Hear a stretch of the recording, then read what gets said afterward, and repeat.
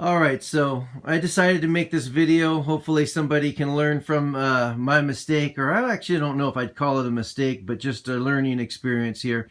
This is my Husqvarna, my TE 510 2008, and I was having a little problems with the clutch. It just wasn't shifting good, so it's got 23,000 miles on it. It's never been changed before, so I decided I would change the clutch plates. I went ahead and just bought the whole complete setup, the plates, the springs, the steel plates and the compression plates, and just changed the whole thing.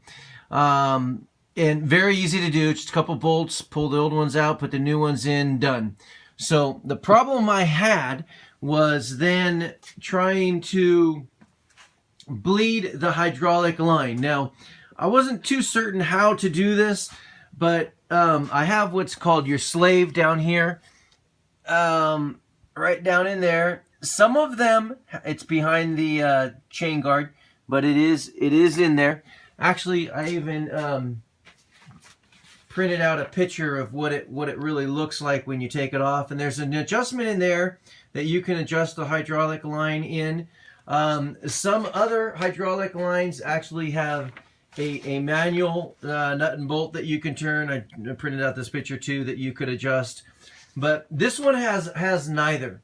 There's no way to adjust this. Up on the lever here, there's the little red knob here where you can adjust the clutch lever and add a little bit of pressure in there, but that actually doesn't adjust the hydraulic pressure in the line.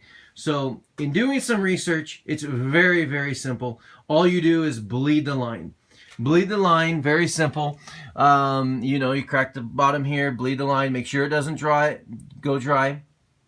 That resets the pressure to 0. That should work, but it didn't. So, did I need a clutch? I had 23,000 miles on it, so I don't feel bad in changing it, but it was actually a $3 part that goes inside the master cylinder.